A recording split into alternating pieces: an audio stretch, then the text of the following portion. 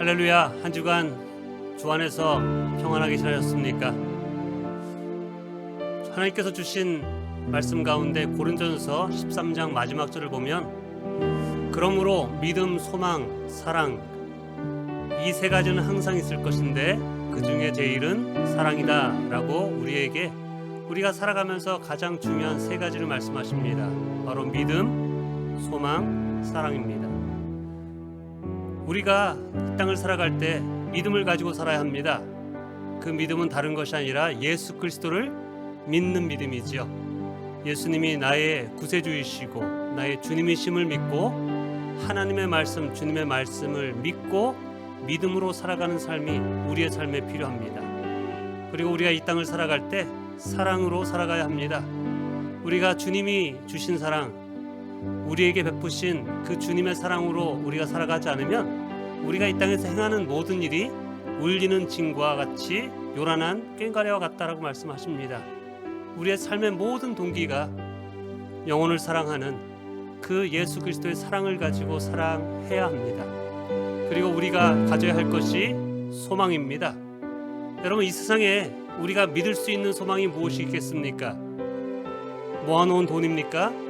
자식입니까? 아니면 내가 믿는다고 하는 그러한 정치인들이 우리들의 참된 소망이 되겠습니까? 아닙니다. 여러분, 우리의 참된 소망, 우리가 붙잡아야 하는 소망은 바로 예수 그리스도이십니다.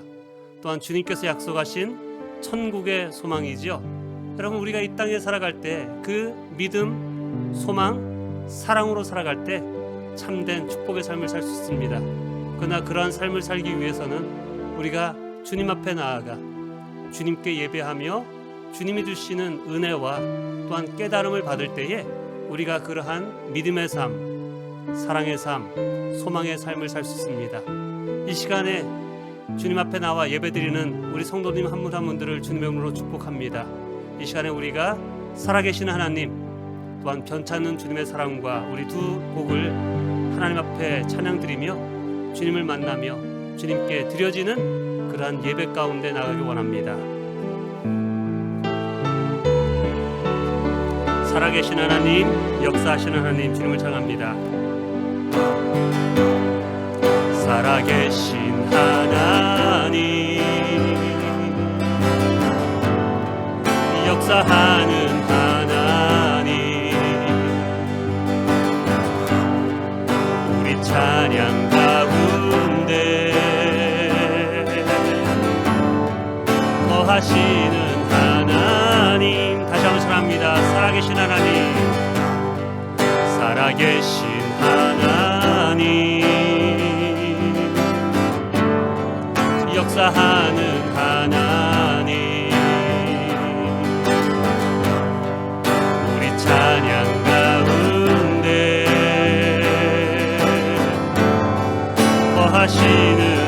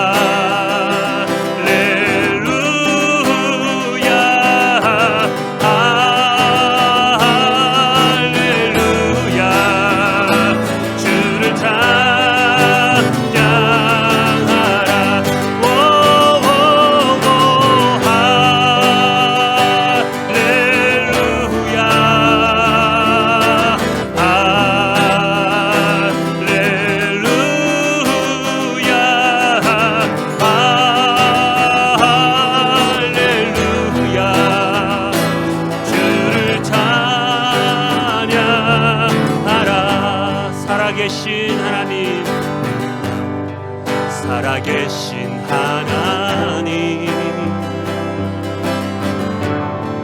역사하는 하나님, 우리 예배 가운데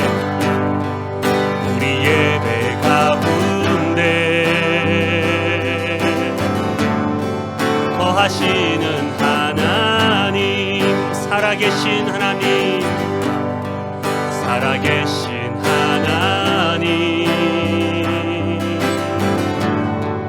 역사하는 하나님, 우리 기도 가운데 거하시는 하나님, 우리 기도 가운데 거하시는 하나님, 우리 두 손 들어 찬양합니다. 손을 들어 찬양, 손뼉 치며 찬양, 목소리 높여 찬양, 주를 찬양하라. 할렐루야,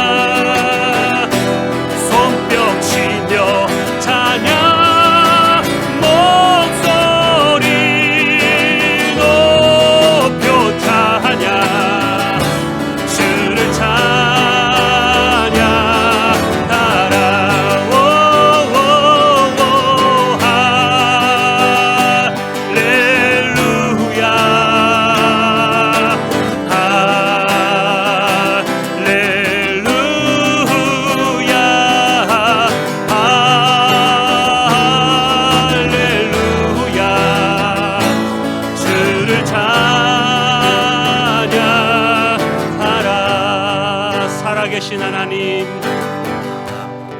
살아계신 하나님,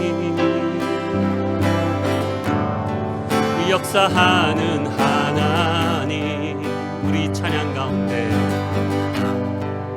우리 찬양 가운데 거하시는 하나님, 변찮는 주님의 사랑과 변찮는 주님의 사랑과 거룩한 보혈의 공로를 우리 다 찬양을 합시다. 주님을 만나볼 때까지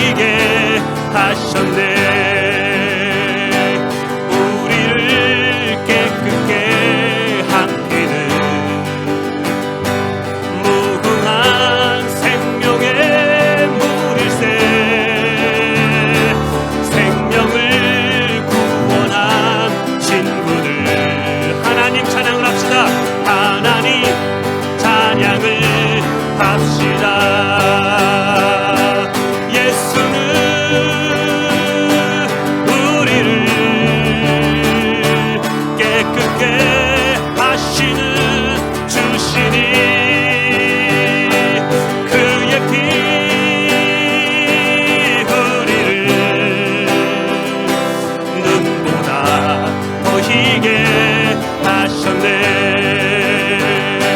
주님의 거룩한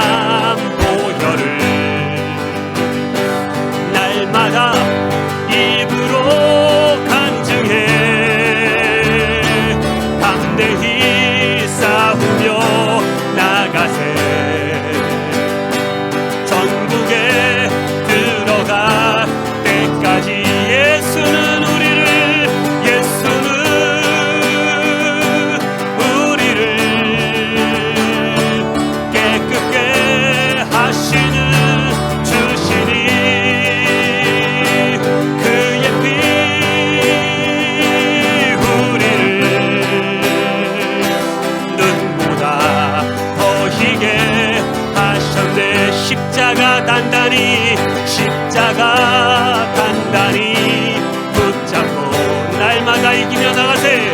날마다 이기며 나가세.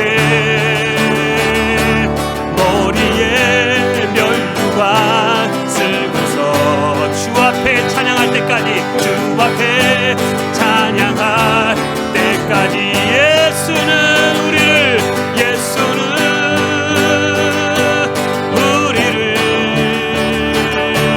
깨끗게 하시는 주시니 그의 피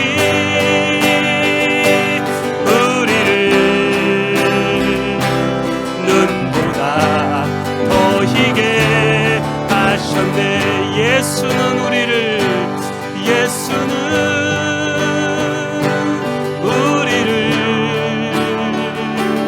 깨끗게 하시는 주시니 그의 피 우리를 눈보다 더 희게 하셨네. 이 시간에 우리 머리 숙여서 우리 예배 가운데 나아가며 기도합니다. 우리가 지금 어떠한 상황, 어떠한 형편에 있을지라도 우리가 마땅히 드려야 할, 하나님께 드려야 할 감사와 또 하나님을 붙들고 나아갈 때 주시는 그 은혜를 구하는 기도가, 예배가 되길 원합니다. 하나님은 살아계신 하나님이십니다. 우리를 도우시는 하나님이십니다. 우리의 예배 가운데 함께 하시는 하나님이십니다. 모든 것을 가능케 하시는 전능하신 하나님, 무엇보다도 우리를 사랑하셔서 우리를 축복하길 원하시는 하나님, 주님의 뜻대로 살아가길 원하시는 그 하나님의 마음을 알고, 주님 이 예배를 통해서 나의 마음을 새롭게 하여 주시고 우리의 영적인 눈을 열어주셔서 오직 하나님을 바라며 하나님을 찬양하며 나아갈 수 있는 예배자가 세워지게 하여 주시옵소서. 이 시간에 예배를 위해서, 우리 말씀을 위해서 함께 기도합니다. 기도하겠습니다. 주님 도우시옵소서. 주님 인도하여 주시옵소서. 말씀 가운데, 예배 가운데 역사하시고 채우셔서 주님이 원하시는 뜻을 이루나가게 하여 주시옵소서.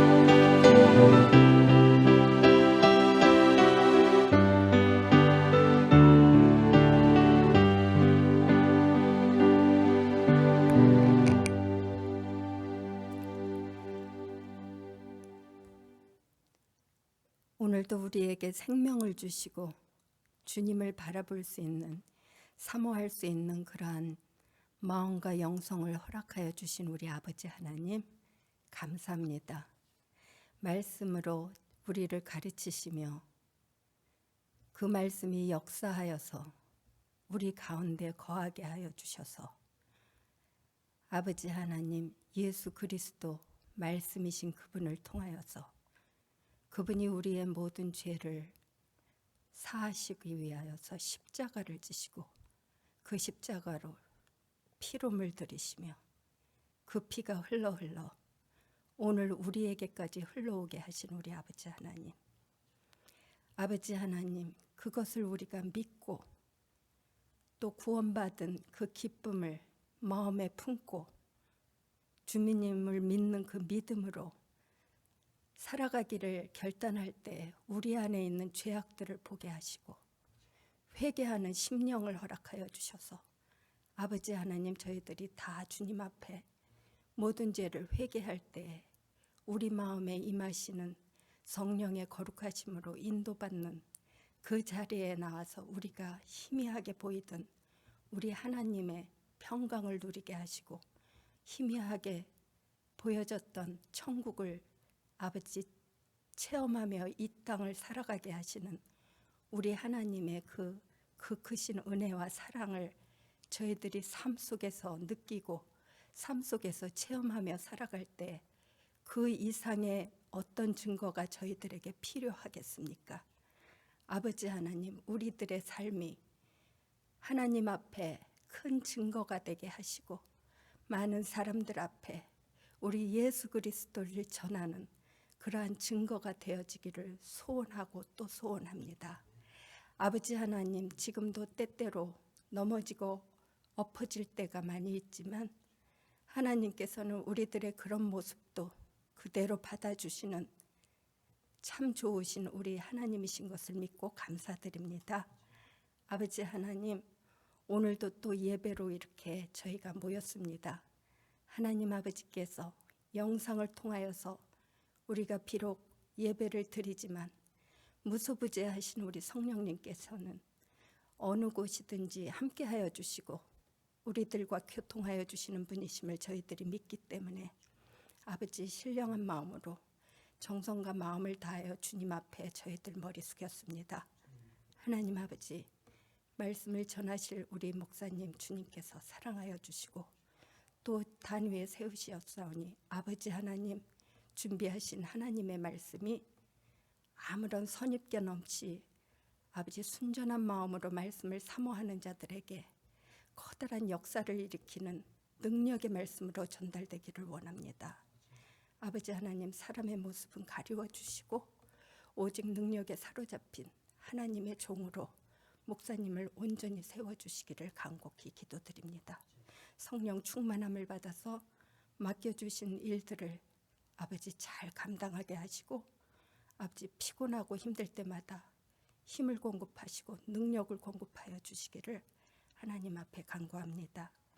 아버지 하나님, 우리 성도들 중에 또 연로하시고 몸이 힘든 사람들 많이 있습니다.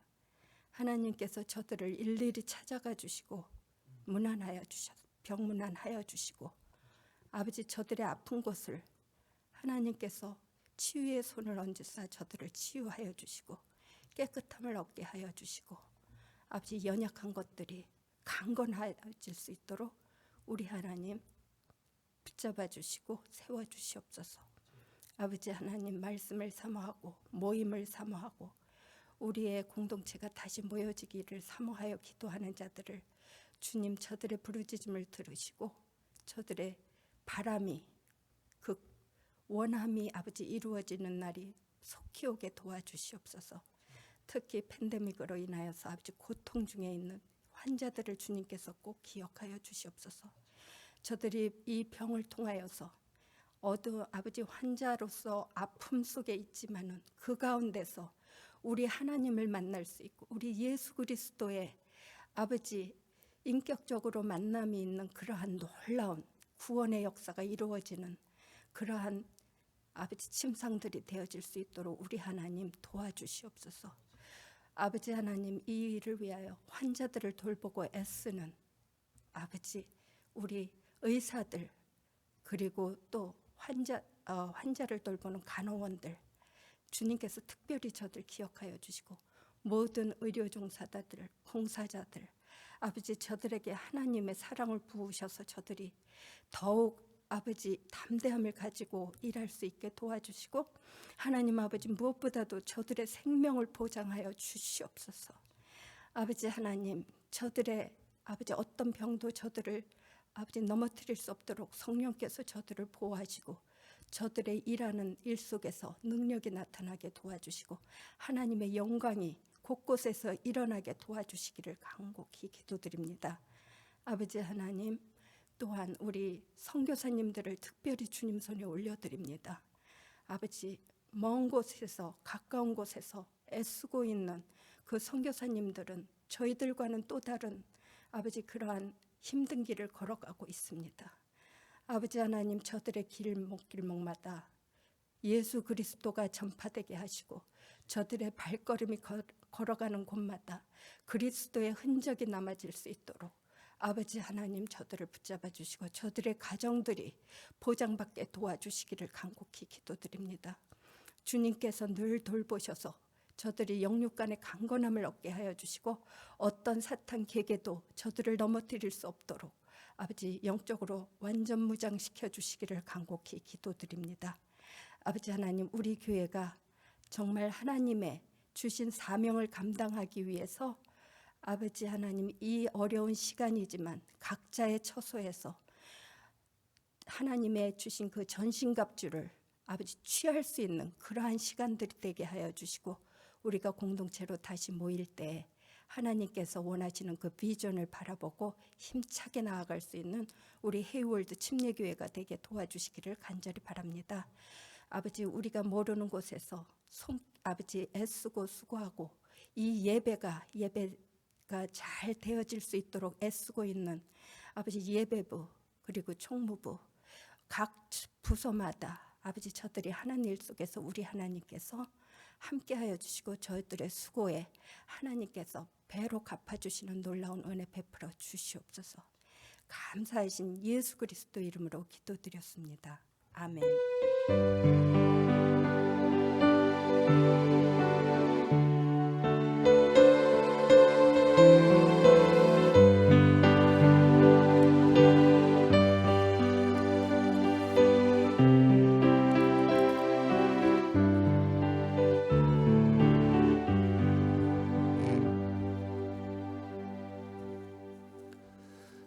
네, 교회 소식 한 가지 전합니다. 이번 주 화요일부터 우리 주중 새벽 기도 예배를 6시에 우리 카톡을 통해서 우리 실시간 예배를 드리려고 합니다. 짧은 찬송 한 곡과 짧은 메시지 그다음 함께 중보하는 기도로 약 한 10분에서 한 15분 정도의 시간이 소요될 것 같습니다. 그동안 매일 말씀 묵상을 여러분들에게 보내드렸는데 그 말씀 가지고 묵상하실 분도 계시지만 또 6시에 시간을 내셔서 함께 새벽 예배에 동참하실 분들은 저에게 연락을 주시면 될 것 같고요. 자세한 내용이 이번 주보 목회자 칼럼에 잘 기록되어 있습니다. 그래서 주일 예배 후에 그걸 읽으시고 그 다음에 저에게 그렇게 연락을 주시면 한번 저희가 예행 연습을 하고 그 다음에 화요일부터 6시부터 함께 예배드리는 그러한 새벽 예배를 드리도록 하겠습니다. 일주일에 나는 매일은 못하는데 라고 하시는 분들이 계실 텐데 한두 번도 괜찮습니다. 어찌됐든지 간에 함께 말씀과 기도로 하루를 시작하시고 또 말씀과 기도 속에 주시는 하나님의 힘과 지혜를 가지고 승리하며 나갈 수 있는 그러한 신앙이 될 수 있도록 많이 또 참여하시고 동참해 주시기를 부탁드리겠습니다. 오늘 같이 나누실 말씀 우리 요한복음 1장 우리 40절에서 우리 42절 말씀입니다. 요한복음 1장 40절에서 42절 말씀 제가 봉독하겠습니다. 요한의 말을 듣고 예수를 따라간 두 사람 가운데 한 사람은 시몬 베드로와 형제간인 안드레였다. 이 사람은 먼저 자기 형 시몬을 만나서 말하였다. 우리가 메시아를 만났소. 메시아는 그리스도라는 말이다. 그런 다음에 시몬을 예수께 데리고 왔다. 예수께서 그를 보시고 말씀하셨다. 너는 요한의 아들 시몬이로구나. 앞으로는 너를 게바라고 부르겠다. 게바는 베드로 곧 바위라는 말이다. 아멘. 우리 잠시 기도하겠습니다. 하나님 아버지, 어떠한 상황, 어떠한 우리들의 부족한 모습 속에서도 우리를 사랑하시는 그 사랑과 은혜를 끊이지 않게 베푸시는 그 하나님의 사랑과 은혜에 감사를 드립니다. 하나님, 시간이 지날수록 우리의 영적인 눈이 열려서 이 땅을 살아가며 추구하는 것이 오직 예수 그리스도가 되게 하시고 하나님의 나라와 말씀과 뜻을 이루는 것에 힘을 다할 수 있는 그러한 하나님의 백성들 되게 하여 주시옵소서. 하나님, 영원한 천국을 바라보며 이 순례자의 길을 주님과 동행하며 찬양하며 기뻐하며 섬기며 사랑하며 나갈 수 있는 하나님의 기쁨이 되는 종들 되게 도와주시옵소서. 하나님께 받은 은혜와 사랑에 감사와 감격하여 하나님 앞에 나올 때에 또한 주님께 드리는 귀한 헌물을 주님께서 기뻐 받으시고 하나님 그 드린 손길 가운데 하나님의 복으로 하늘의 복으로 늘 채워 주시옵소서. 하나님께서 부어주시는 은혜를 더욱 경험하게 하여 주시옵소서. 오늘 들려주시는 말씀을 통해서 부족하지만 하나님께 더욱 쓰임받는 착하고 충성된 종으로 세워질 수 있는 힘이 되는 말씀 될 수 있도록 성령 하나님께서 역사하여 주시고 말씀을 전하는 자를 주님께서 붙들어 주시옵소서. 예수 그리스도의 귀하신 이름으로 기도합니다. 아멘. 아멘. 여러분, 우리가 믿고 우리가 예배하는 하나님은 우리의 생각과 우리의 머리로 이해할 수 없을 만큼 우리를 사랑하시는, 그 사랑을 부어주시는 하나님이십니다. 여러분, 하나님의 사랑은 정말로 사랑받을 만한 조건이나 자격이나 그런 선한 모습이 없음에도 불구하고 악한 우리들, 죄인된 우리들을 그대로 받아주시고, 더 나아가 먼저 우리를 찾아와서 그 아들 예수 그리스도를 십자가에 내어주시기까지 우리를 살리기 위해서 부어주신 그 사랑과 은혜가 바로 우리가 믿는 하나님의 사랑과 은혜입니다. 여러분, 그 하나님의 사랑과 그 은혜를 우리가 어떻게 측량할 수 있겠고, 우리가 어떻게 그 사랑과 은혜를 갚을 수 있겠습니까? 더 이해하지 못하는 것은 그 사랑 받은 것만, 그 구원 받은 것만으로도 감사하고 감격한데, 그렇게 모자라고 부족한 우리들을, 여러분, 우리를 택하셔서 하나님의 자녀만 아니라 하나님의 나라와 하나님의 일에 쓰임받을 수 있는 일꾼으로 삼아 주신다는 것입니다. 부족한 우리를 택하셔서 하나님의 상을 받을 수 있는, 하나님의 나라를 세워나가는, 여러분, 그러한 축복의 사람으로 우리를 택하시고 이끌어 가신다는 것입니다. 여러분, 세상은 유능한 사람, 똑똑한 사람, 뛰어난 사람을 찾습니다. 누가 부족한 사람, 연약한 사람, 자질이 없는 사람을 쓰려고 하겠습니까? 그런데 하나님께서는 놀랍게도 부족하고 연약하고 세상의 기준을 볼 때는 정말로 갖다 쓸 수 없을 만한 그런 부족한 저와 여러분을 사용하기를 원하신다는 것입니다. 여러분, 우리는 얼마나 급합니까? 얼마나 다른 사람들의 잘못과 실수에 대해서 참지 못합니까? 그런데 하나님께서는 우리들의 많은 실수와 실패와 부족함을 보시지만, 여러분, 그 답답한 모습을 보이는데도 불구하고 끝까지 참고 기다리시며 우리가 하나님의 사람으로 세워져 나갈 수 있도록 도우시는 하나님이십니다. 여러분, 그런 하나님의 마음을 깨달을 때 여러분, 감사가 있고 감격이 있고 내가 더욱 주님을 섬겨야겠다라는 마음이 드는 것입니다. 나같이 부족한 자를 택하시고 하나님의 일꾼으로 세우신 그 하나님의 사명을 내가 감당해야겠구나라는 마음이 들게 되는 것입니다. 여러분, 우리 자신들을 돌아보면 나는 나이가 들었고 배운 것도 없고 가진 것 그만한 능력도 안 되는 부족한 것밖에 보이지 않는데, 과연 하나님께서 나 같은 자도 사용하실 수 있을까라는 질문이 들 때가 있습니다.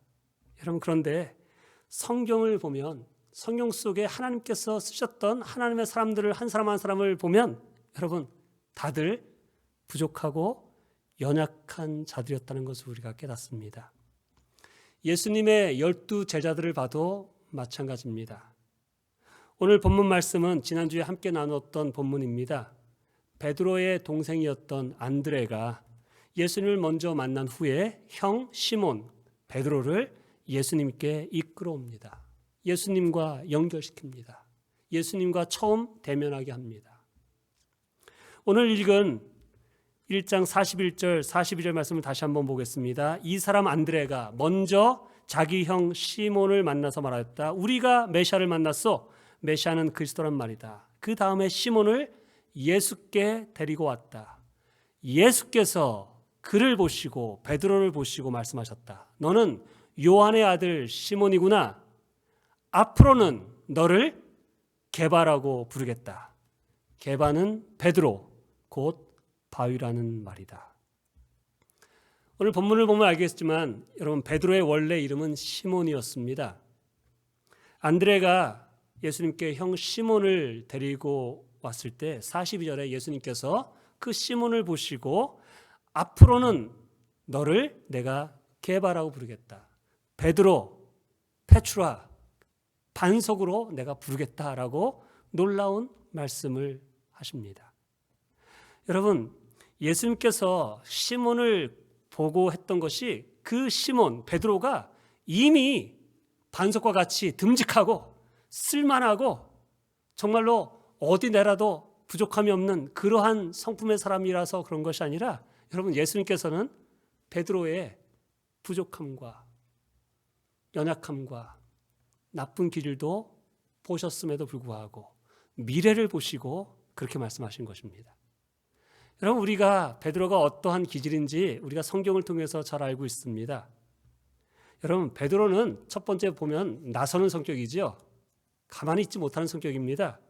예수님이 질문하면 가장 먼저 손들고 대답하는 사람이 바로 12제자 중에 베드로입니다. 예수님께서 어느 날 12제자들에게 사람들이 나를 누구라고 하느냐라고 묻자 여러 제자들이 말합니다. 선지자라고 말합니다. 엘리야의 환상이라고 얘기합니다. 아니 죽었던 침례 요한이 다시 살아난 분이라고도 얘기합니다. 하나님의 사람이라고 얘기를 합니다. 라고 사람들이 말하는 대답을 듣습니다. 그럴 때 예수님이 하고 싶은 질문을 하시죠. 너희는 그렇다면 나를 누구라 하느냐? 3년 반 동안 나를 따라다니면서 많은 것을 보고 느꼈을 텐데 너희는 나를 누구라고 하느냐? 라는 질문이 떨어지자마자 번쩍 손을 들고 베드로가 역시 나섭니다. 뭐라고 합니까? 주는 그리스도시요 하나님의 아들이십니다. 가장 먼저 대답합니다. 여러분 예수님께서 겟세마네 동산에서 잡히시던 밤에 칼을 빼들고 휘둘렀던 제자도 베드로였습니다. 여러분 또 아다시피 예수님께서 부활하신 후에 갈릴리 바다로 가서 지금 다시 어부 생활을 하고 있는 제자들을 찾아가지 않습니까? 배를 타고 고기 잡던 제자 가운데 요한이 해변가에 서 있는 예수님을 보고 주님이시다, 예수님이시다 라고 말하자 여러분 그 배 안에 있던 베드로가 겉옷을 던져버리고 바다로 뛰어들어서 예수님 앞에 가장 먼저 나온 사람도 바로 베드로입니다. 베드로는 먼저 나서는 성격입니다. 여러분 먼저 나서는 성격이 꼭 나쁜 것이 아닙니다. 그런데 뭐가 문제냐면 문제없이 먼저 나서고 먼저 말하는 것이 문제죠. 주는 그리스도시요 하나님의 아들이십니다 라고 대답했을 때 예수님께서 기뻐하셨습니다. 정답을 말했기 때문에, 예수님이 듣고자 하시는 말씀이었기 때문에. 그런데 그 말씀을 듣자마자 예수님께서 내가 해야 할 일, 곧 예루살렘에 가서 잡히시고 하나님께서 주신 사명, 구원자의 역할을 감당하기 위해서 내가 십자가에서 달려 죽고 3일 만에 부활할 것이다 라고 하시는 그 말을 하자마자 베드로가 또 나섭니다. 성경을 보면은 예수님을 책망했다고 얘기합니다. 그러시면 아니 되옵니다. 무슨 소리입니까? 죽으시다니요. 이 나라를 뒤집고 새로운 나라를 시작해야 되는데 지금 무슨 소리 하십니까? 여러분 그렇게 해서는 안 되고 이렇게 됩니다. 자기의 뜻을 얘기합니다. 그러자 예수님께서 베드로에게 사단아 물러가라 라고 하는 호된 또한 책망을 받습니다. 여러분 베드로는 또한 행동보다 말에 앞서는 사람들이죠. 마지막 만찬을 하시면서 예수께서 제자들에게 오늘 밤에 너희가 다 나를 버리고 도망할 것이다 라고 말씀하시자 역시 또 베드로가 먼저 나서서 호언장담합니다. 주님, 다른 제자들은 얘들은 주님을 버리고 도망갈지 몰라도 나만큼은 끝까지 주님을 버리지 않고 절대 부인하지 않을 겁니다. 그럴 때 예수님께서 베드로에게 내가 오늘 밤에 닭이 2번 울기 전에 나를 3번 부인할 것이다 라고 말씀합니다. 여러분 예수님 말씀대로 말은 그렇게 번듯하게 했는데 몇 시간도 안 돼서 예수님을 모른다고 부인하고 아니 맹세하며 저주했던 사람이 바로 베드로입니다. 여러분 생각 없이 나서고 말 그렇게 하는 사람과 함께 지내는 것 얼마나 힘듭니까 여러분? 베드로가 그런 사람이었습니다. 예수님께서 베드로를 처음 만났을 때 베드로의 그런 성격과 기질, 부족하고 준비되지 않은 모습을 예수님이 모르셨을까요? 예수님이 아셨죠. 그러나 예수님께서는 베드로에게 그러한 약점과 부족함이 있었지만 미래에 다듬어져서 교회의 기둥이 될 것을 보셨다는 것입니다. 그렇기 때문에 예수님께서 베드로를 처음 보신 후에 너는 시몬이지만 앞으로는 내가 너를 게바, 교회의 기둥이 될 것을 내가 알고 너를 베드로라 부르겠다라고 말씀하시는 것입니다. 여러분, 이 말씀은 베드로에게만 한정된 것이 아니라 바로 저와 여기 계시는 한 분 한 분들에게 주님께서 주시는 말씀인 것을 믿으십니까? 우리 한 사람 한 사람을 주님께서 보실 때는 우리의 부족함과 연약함을 아시지만 우리를 들어서 하나님의 나라와 하나님의 교회와 하나님의 구원 사역에 쓰시기를 원하시는 것이 하나님의 마음이십니다. 여러분, 베드로는 무식한 어부였습니다. 성격이 급한 사람이었습니다. 행동보다 말이 앞서는 단점이 있는 사람이었습니다.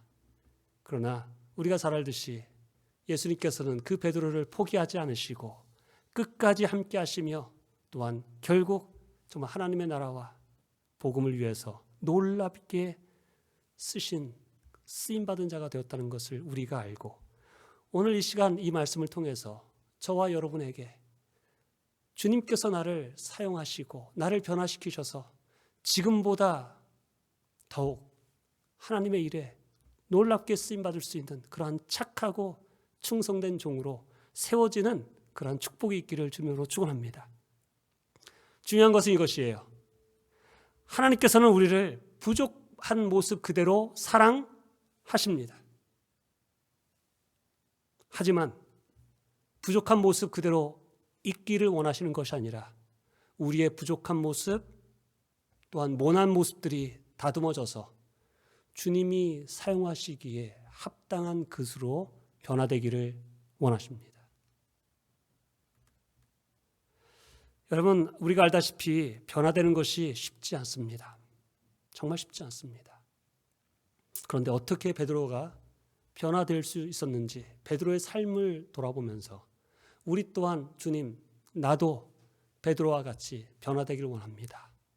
베드로와 같이 변화될 수 있는 그러한 은혜를 허락하여 주시고 결단과 헌신이 있게 하여 주시옵소서. 그것이 우리의 기도가 되길 원합니다. 여러분, 첫째 베드로가 변화될 수 있었던 것은 자기 자신의 약점을 주님 앞에 있는 모습 그대로 나아가 고백했기 때문입니다.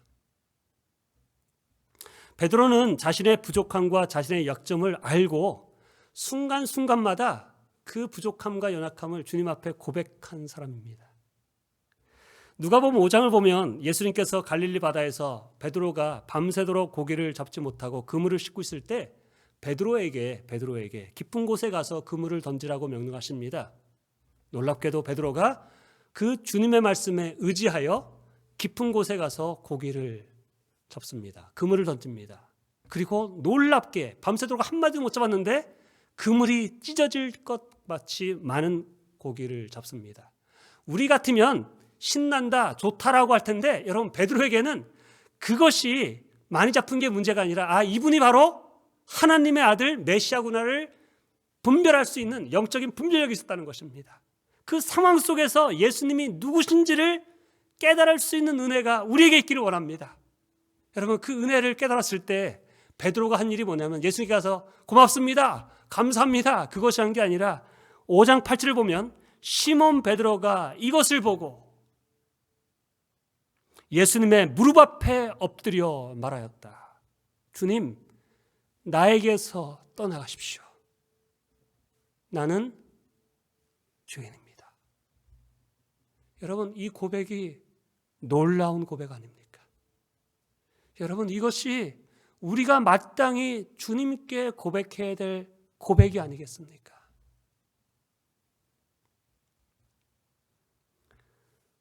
예수님께서, 하나님께서 내게 행하신 것을 보았을 때에 여러분, 그 속에서 나의 죄된 모습, 인간적인 모습을 볼 수 있는 그 영적인 눈을 가진 자, 그리고 주님 앞에 나는 죄인입니다라고 고백할 수 있는 자가 하나님 앞에 쓰임받을 수 있는 변화의 첫 길인 것입니다.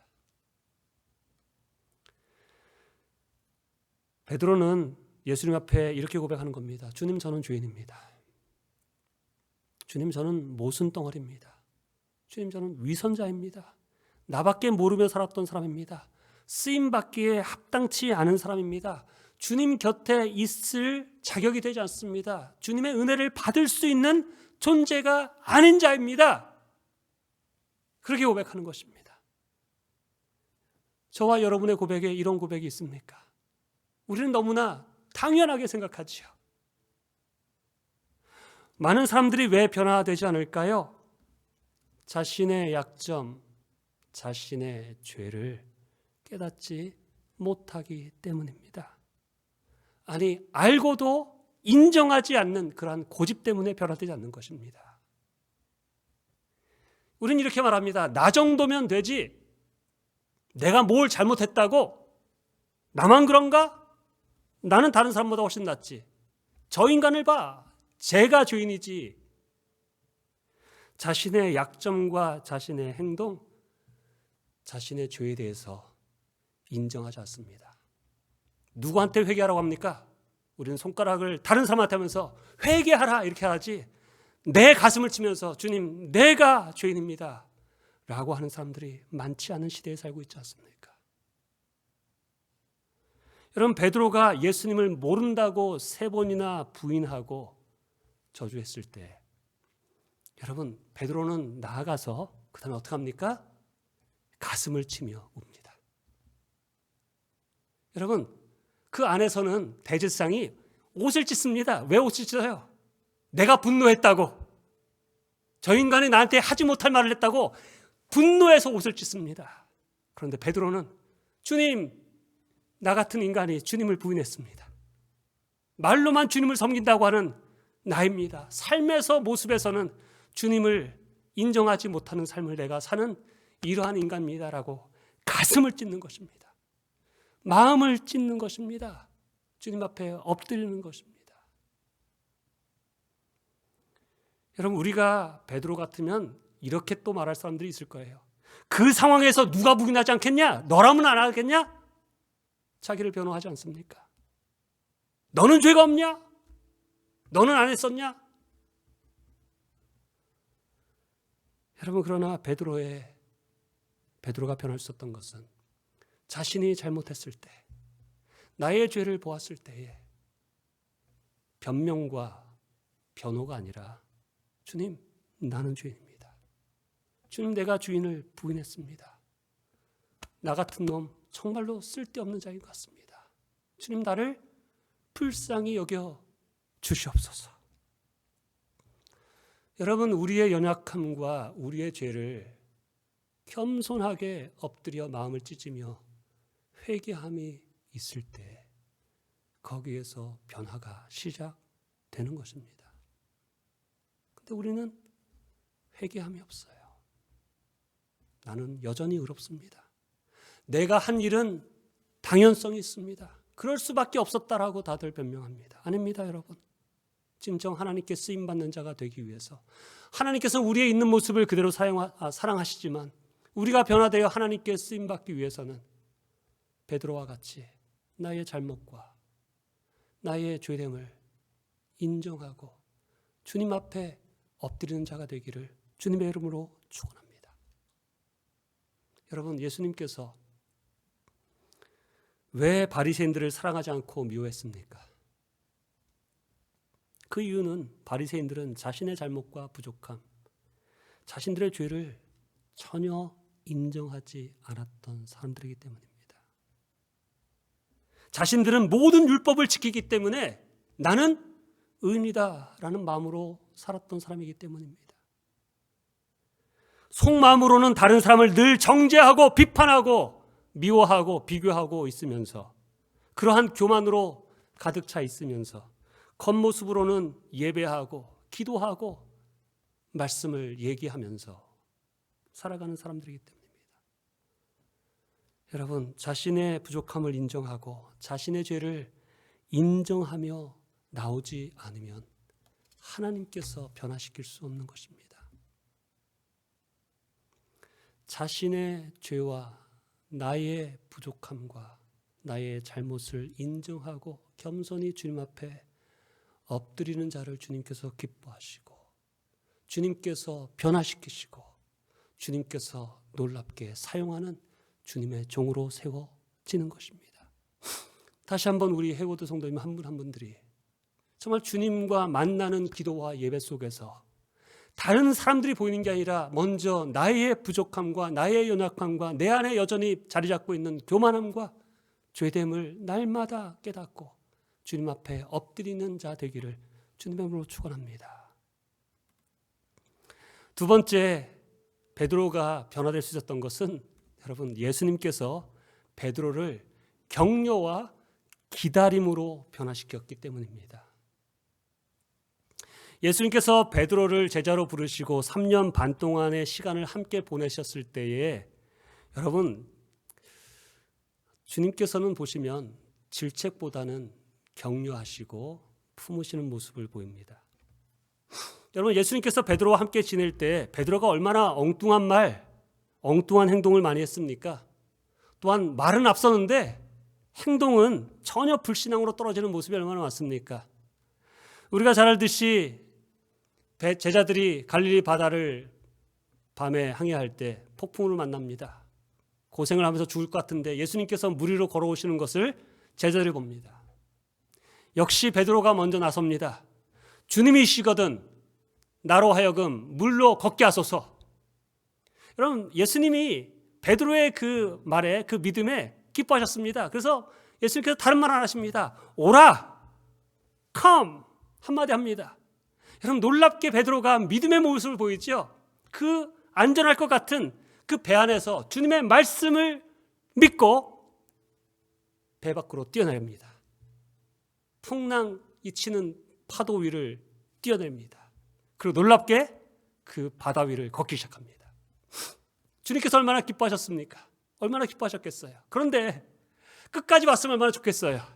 그런데 몇 발짝 가지 않아서 주님을 바라보는 게 아니라 양옆에 파도치는 파도와 위험스러운 그런 물결을 보고 의심이 들면서 물에 빠져들기 시작합니다. 몇 걸음 걸었다고 물에 빠져버리는 것입니다. 그리고 허우적거립니다. 허우적거려요. 그때 주님께서 그 모습을 보고 야, 이 믿음이 없는 놈아, 몇 걸음 걸었다고 벌써 빠지냐? 라고 책망하지 않으시고 성경을 보면 바로 주님께서 손을 내밀어 일으키시더라 이렇게 말씀하십니다. 여러분, 질책하시는 게 아니라 몇 걸음이라도 주님을 믿고 바다 위에 발을 내민 베드로를 칭찬하시는 것입니다. 저는 그것이 주님의 마음이라고 생각이 듭니다. 여러분, 사단이 주는 마음, 우리 인간적인 마음은 누가 잘하다가 못하면 못한 거 가지고 질책하지 않습니까? 야, 어쩐지 좀 잘하는 것 같더라. 그런데 여러분, 주님께서는 한 걸음 걸어서 그 앞에 넘어지면 여러분 한 걸음 걸은 것을 칭찬하시는 분이 주님이십니다. 여러분, 그것이 우리가 가져야 할 주님의 마음이고, 여러분, 그러할 때 질책과 책망이 아니라 칭찬하고 격려할 때 여러분 변화되기 시작하는 것입니다. 베드로가 겟세마네 동산에서 기도하지 않고 잠을 자고 있을 때 예수님께서 하신 말씀, 한 시간도 깨어있을 수 없더냐라고 하시는 말씀을 보면 저는 그것이 책망의 말씀보다는 안타까워 하시는 말씀이라고 저는 묻습니다. 안타까운 거예요. 지금 기도해야 할 시간인데, 기도해야 승리하는데, 기도해야 영적으로 깨어있는데 지금 자고 있는 모습을 보니까 안타까운 것입니다. 넘어질 것을 아니까. 예수님을 모른다고 부인하고 다시 갈릴리 바다에 가서 고기를 잡고 있을 때 예수님이 찾아오지 않습니까? 그리고 모닥불을 피워놓고 뭐하고 계세요? 고기를 굽고 빵을 굽고 기다리고 계십니다. 뭘 하시려고? 먹이시려고. 우리 같으면 그 빵을, 고기를 나를 배신하고 나를 부인한 자를 위해서 하겠습니까? 여러분, 그게 예수님의 마음입니다. 그리고 예수님은 물으십니다. 질책하지 않으십니다. 책망하지 않으십니다. 어떻게 네가 나를 그렇게 부인할 수 있냐? 내가 다 봤다. 나한테 그렇게 할 수 있느냐? 라고 하지 않으시고 예수님께서 질문하십니다. 저는 그 질문이 강한 어조라고 하지 않습니다. 아주 부드러운 목소리로, 베드로야, Do you love me? 네가 너 사랑하냐? 내가 나를 사랑하느냐? 내가 나를 사랑하느냐? 3번 묻지 않습니까? 여러분, 예수님께서는 베드로가 자신을 사랑하는 것을 알고 계십니다. 비록 베드로가 자신을 사랑하지만 육신이 약하니까, 깨어서 기도하지 않았으니까 그 순간의 두려움으로 넘어진 것 아시는 것이죠. 우리는 그 속마음을 알지 못하고 그가 행한 행동을 가지고 책망하고 비난하고 질책하고 쳐내려고 하죠. 주님께서는 나는 네가 나를 사랑하는 것을 안다. 내가 나를 사랑하느냐? 베드로가 대답하지 않습니까? 주님, 제가 주님을 사랑하는 것 주님께서 아십니다. I love you. 내가 주님을 사랑합니다. 그런데 내가 그렇게 사랑하는 만큼 내 말과 내 행동이 따라가지 못하는 제 모습을 합니다. 주님께서는 그 대답을 듣고 그럼 됐다. 그리고 하시는 말씀 뭐예요? 내 양을 먹이라. 여러분, 우리 같았으면 벌써 쫓아냈어야죠. 야, 네가 수제자냐? 쳐냈어야죠. 주님께서는 격려하십니다. 책망하십니다. 어떤 분들은 이런 메시지를 들으면 그렇다면 책망하지 말아야 되는 겁니까? 책망하지 말라는 말입니까? 그렇게 분명히 잘못하고 실수했는데 가만두라는 것입니까? 라고 하시는 분들이 계실 거예요. 분명 잘못하고 죄를 진 것에 대해서는 책망해야겠죠. 그런데 예수님께서 베드로를 찾아가서 하신 내가 나를 사랑하느냐라는 말에 책망이 없었을까요? 저는 있었다고 생각합니다. 그리고 베드로가 자신의 잘못과 죄를 몰랐을까요? 알았을 것입니다. 그러나 예수님께서 찾아가신 것은 사랑의 동기로 가신 것입니다. 살리고자 하고 다시 세우고자 하는 목적이죠. 우리는 책망의 목적을 사단이 주는 마음으로 한번 까발리자, 한번 창피함을 주자, 저 사람이 얼마나 악한 자인가를 한번 드러내자, 여러분, 악한 마음으로 하려고 할 때가 얼마나 많습니까? 그러나 겉으로는 바로 잡아야 된다, 그 사람을 위한 것이다 라고 얼마나 위선적인 말들을 합니까? 여러분, 마음이 완전히 완악해진 사람이 아니면 여러분 자신의 잘못과 실수를 압니다. 그렇지 않습니까? 실수와 부족함을 압니다. 그런데 그 사람의 잘못과 부족함에 초점 맞춰서 책망과 채찍과 비난에 초점 맞추면 여러분 그 사람이 변화되지 않습니다. 자녀를 키워보니까 그런 것 같아요. 책망하고 채찍질하면 잘 될 것 같은데 여러분 그게 아니더라고요. 여러분, 특별한 사람들이 있어요. 정말로 책망과 질책을 하면 변화되는 사람이 종종 있습니다. 성경에도 그런 사람이 있습니다. 저는 보니까 바울과 같은 사람이 그래요. 여러분, 예수님께서 바울을 처음 가셔서 변화시킬 때 포용하고 하지 않습니다. 다메섹 가는 길에서 밝은 빛을 보이면서 눈을 벌게 합니다. 그리고 하시는 말씀이 뭐예요? 사울아, 사울아, 내가 어찌하여 나를 핍박하느냐. 저는 그 말씀은 부드러운 말씀이 아니라고 생각합니다. 그냥 조용조용하게 왜 네가 나를 핍박했니? 이게 아니라 정말로 칼로 그 가슴을 후비는 것처럼 사울아, 사울아, 내가 어찌 나를 핍박하느냐. 그렇게 정말로 시비얼하게 책망하고 정죄하신 거예요. 그런데 바울은 여러분 그 기질은 그러할 때 변화되는 사람입니다. 거기서 넘어지는 사람이 아니라 내가 잘못했구나 분명하게 깨달을 수 있는 그런 기질을 가진 사람이 여러분 바울이었습니다. 여러분 이런 사람들은 그러한 책망과 그러한 비난을 받으면 책망하면 질책하면 돌이킵니다. 그런데 우리 대부분은 바울과 같은 기질이 아니라 보통 베드로와 같은 기질입니다. 여러분 만약에 예수님께서 베드로를 찾아가서 바울처럼 사울에게 한 것처럼 그렇게 책망했다면 베드로가 그래 내가 다시 일어나야지 그런 마음을 가졌을까요? 아니에요. 저는 볼 때 완전히 포기했을 겁니다. 그래, 나 같은 놈은 있을 수 없지. 주님, 제가 떠나겠습니다.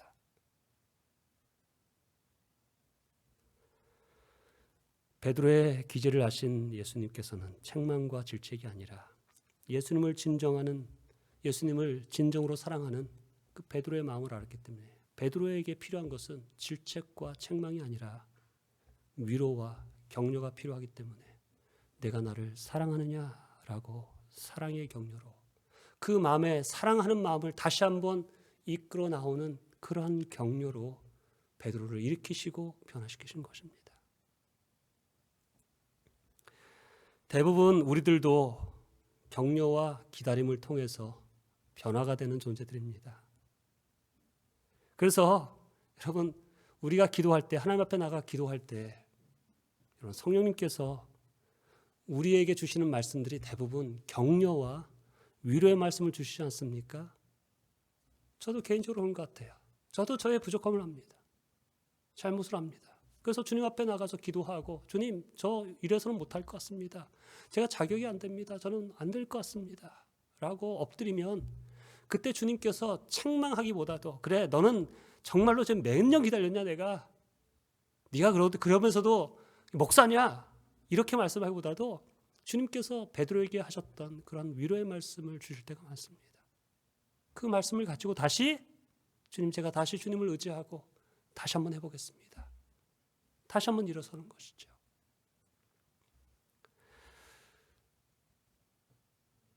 주님의 마음, 주님께서 우리를 변화시키는 그 격려와 그 사랑을 가지고 우리도 다른 영혼들을 세워나갈 수 있는, 변화시킬 수 있는 자들이 되기를 주님의 이름으로 축원합니다. 결론적으로 베드로가 어떻게 변화되었는가? 여러분, 베드로는 성령의 충만함을 통해서 변화되었습니다. 베드로가 온전히 주님의 제자답게 쓰임받을 때가 언제입니까? 여러분, 정확하게 갈라집니다. 오순절 성령을 받고 성령으로 충만하게 되었을 때 베드로가 변화되었습니다. 변화되기 시작했습니다. 여러분, 베드로는 예수님의 제자인 것 다른 사람에게 알리면 자신이 죽을 것 같아서 어린 여종에게, 그렇죠?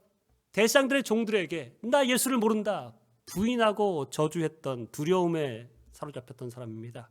예수님이 십자가에 달려 죽으시자 여러분 알다시피 자기도 잡혀 죽을까 봐 두려움에 사로잡혀서 집 안에 들어가 문을 꽁꽁 잠그고 숨어 있었던 사람입니다.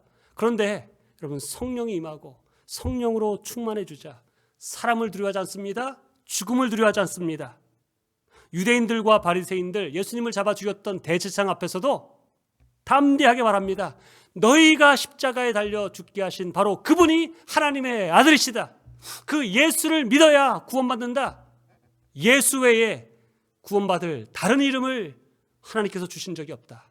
내가 사람을 두려워하랴? 하나님의 뜻을 두려워하랴? 라고 담대하게 변화되기 시작했습니다. 여러분, 자기 생각대로 말하고 행동하지 않고 하나님의 뜻과 하나님의 변화되고 하자 하시는 그 모습을 깨달아서 유대인들이 이방인들과 상종하지 않았는데 고넬료의 집에 가서 복음을 전하고 고넬료의 가정을 복음화시키고 이방인의 사도로 나가는 베드로를 전폭적으로 서포트하는 그러한 변화가 성령의 충만함이 있을 때 변화되는 건 아니겠습니까? 그럼 변화는 우리의 힘과 노력과 결단만 가지고 되는 것이 아닙니다. 성령으로 충만할 때, 성령님께 사로잡힐 때, 성령님이 주시는 하나님의 은혜와 사랑과 신실한 약속의 말씀에 사로잡힐 때 변화될 수 있습니다. 성령으로 충만하여 내 마음에 예수 그리스도의 십자가의 사랑과 희생과 은혜가 풍성할 때 아무리 큰 상처와 아픔과 고난도 품고 갈 수 있는 능력이 거기서 생기는 것이죠. 성령으로 충만할 때 내 성격, 내 고집, 내 아집, 내 자존심까지도 내려놓을 수 있는 능력이 생기는 것입니다. 그것이 아무렇지 않은 것입니다. 성령으로 충만할 때 내 안에 나도 알지 못했던 그러한 죄된 모습들이 보이기 시작하고 내 주장만 피고 내 편안함만 고집했던 모습에서 하나님의 뜻을 위해서, 하나님의 말씀대로 다른 영혼을 위해서 낮아지고 희생하고 섬길 수 있는 모습으로 변화되기 시작하는 것입니다. 결국 신앙생활의 결국은 내 안에 성령님이 충만하시는가, 내가 성령에 사로잡혀 살아가고 있느냐, 그것이죠. 그런데 여러분, 성령의 충만함은 무엇으로 받을 수 있습니까? 다른 것 없습니다. 말씀과 기도입니다. 여러분, 우리가 알다시피 베드로가 어째 무엇을 할 때 성령의 충만을 받았습니까? 여러분 알다시피 오순절을 기다리면서 예수님의 말씀대로 다락방에 모여서 힘써 기도에 전념할 때, 주님의 약속 붙들고 기도하며 나갈 때에 성령에 임하시고 성령의 충만함을 받았습니다. 말씀을 정리합니다. 여러분, 기도하지 않고는 절대 성령 충만함, 하나님의 뜻대로 살아가지 못합니다. 변화될 수 없습니다. 변화되는 것은 내 힘으로 되는 것이 아니라 기도함을 통해 성령님께서 내 마음을 주장하시고 성령님이 나를 사로잡아서 영적인 눈이 열릴 때, 무엇이 중요한 것을 깨달을 때, 여러분 그때 우리의 진정한 변화가 일어나기 시작합니다. 그렇기 때문에 내 원함과 내 뜻을 구하는 기도가 아니라 주님, 나에게 성령의 충만함을 주시옵소서.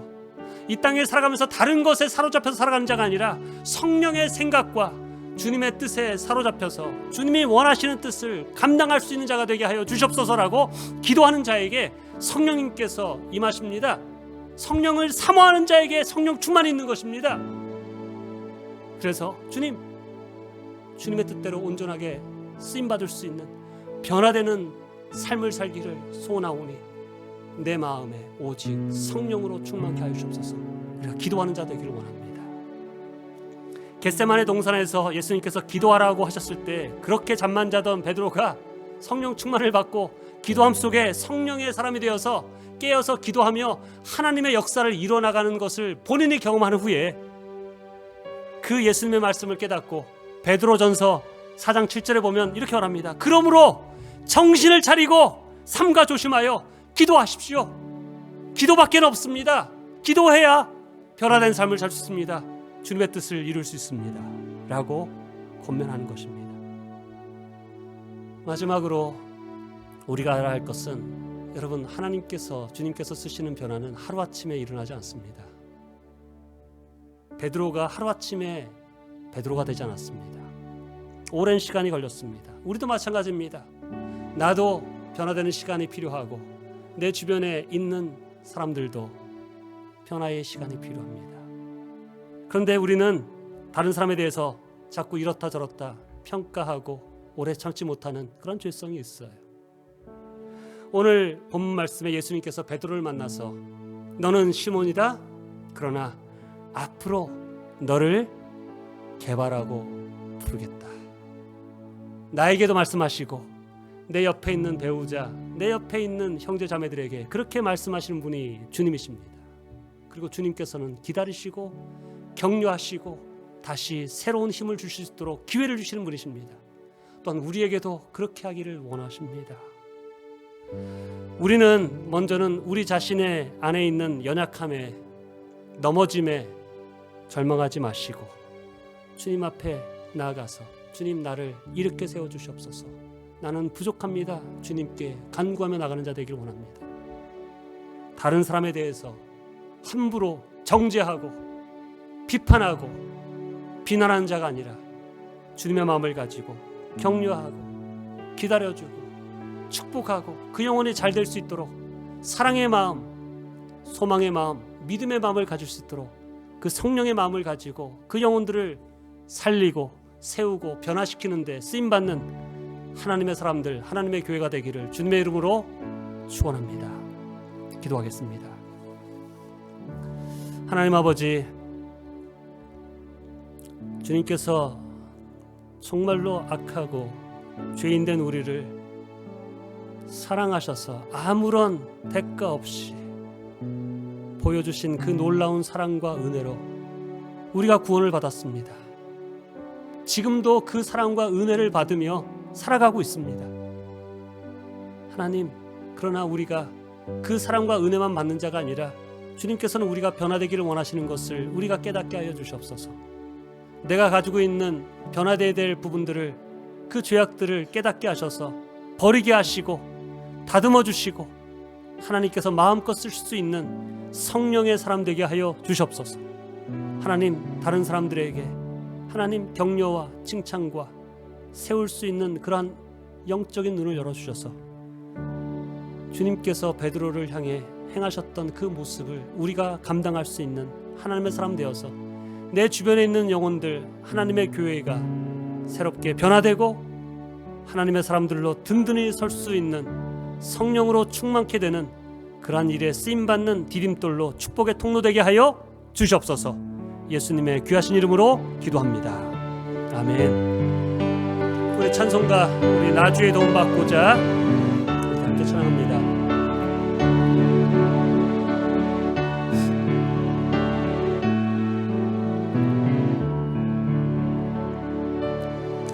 나 주의 도움 받고자 주 예수님께 빕니다. 그 구원 허락하신 주 날 받으옵소서. 내 모습 이대로, 내 모습 이대로 주 받으옵소서. 주 받아주소서.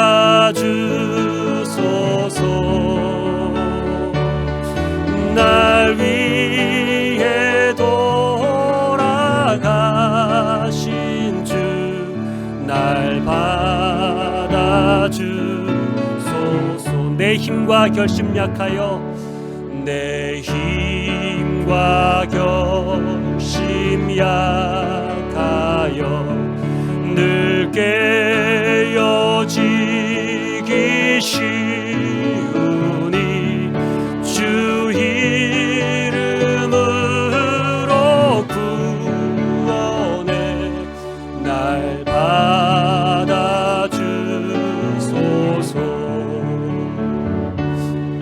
내 모습 이대로 주 받으옵소서. 날 위해 돌아가신 주 날 받아주소서. 내 주님 서신 발 앞에, 내 주님 서신 바 나 꿇어 엎드렸으니, 나 꿇어 엎드렸으니 그 크신 역사 이루게 날 받아주소서. 내 모습 이대로 주 받아주소서.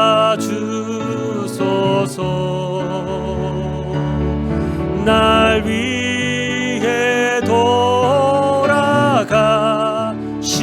주 날 받아주소서. 이 시간에 기도합니다.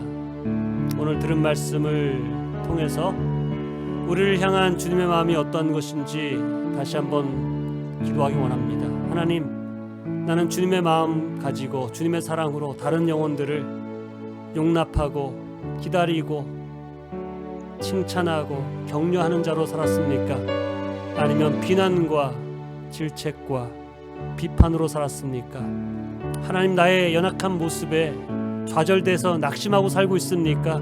아니면 주님 앞에 엎드려져서 주님이 주시는 힘을 가지고 또다시 일어나고 넘어질 때마다 다시 한번 주님의 도우심을 구하며 살아가고 있습니까? 이 시간에 기도합니다. 주님, 우리의 연약함, 우리의 죄된 모습들, 이 시간에 주님 앞에 엎드려 기도하며 주님이 주시는 위로와 힘과 다시 한번 사명을 가지고 일어설 수 있도록 이 시간에 우리 주여 삼창하고 함께 기도하겠습니다. 주여, 주여, 주여. 하나님 아버지, 이 시간에 간구하며 기도합니다. 주님이 주시는 마음 가지고 나아갑니다. 하나님, 주님의 마음을 깨달아 하나님, 연약할 때 주시는 그 위로함과 그 도우심과 아버지 그 사랑 가지고 일어서게 하여 주시옵소서. 하나님 또한 주님의 마음, 주님의 사랑 가지고 우리에게 주신 영혼들을 아버지 기다리며 인내하며 아버지 축복하며 세워나갈 수 있는 영혼을 살리는 자들 되게 하여 주시옵소서. 하나님, 우리의 힘으로 할 수 없습니다. 주여 성령으로 충만케 하여 주시옵소서. 기도하는 자가 되게 하여 주시옵소서. 성령의 충만함에 성령에 사로잡힌 자 되어서 주님의 뜻대로 아버지 세상의 것이 아니라 하늘의 것을 향해 주님의 뜻을 위해 아버지 살아갈 수 있는 하나님께 쓰임받는 자 되게 하여 주시옵소서. 도우시는 주를 바라봅니다. 주님 역사하여 주시옵소서. 함께하여 주시옵소서. 아버지 함께하여 주시옵소서. 아버지 주시옵소서. 도와주시옵소서.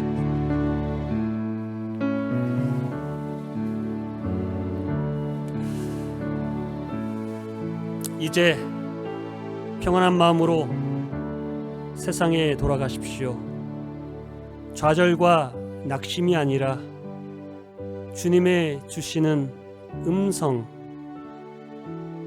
내가 나를 사랑하느냐? 라는 질문에 마음 깊은 곳에서 주님, 내가 주님을 사랑합니다 고백하며 나의 부족함을 인정할 때 주시는 하나님의 도우심과 위로하심과 힘주심을 가지고 힘있게 일어나십시오.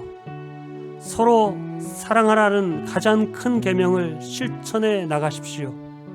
내 마음에 있는 누군가를 미워하고 원망하는 쓴뿌리를 주님의 이름으로 끊어내십시오. 모든 일에 믿음과 사랑으로 행하시며 어떤 힘든 일에도 소망을 포기하지 마십시오. 선하신 주님만을 바라보며 염려와 근심이 아닌 모든 일에 감사함으로 주님께 간구하며 주님의 뜻을 묻고 주님의 십자가 앞에 엎드려 기도하는 자가 되십시오. 말씀대로 믿음으로 순종하는 삶을 살아가십시오. 우리 하나님 아버지는 우리를 사랑하셔서 우리의 기도를 들으시고 여러분을 항상 도와주실 것입니다. 아멘.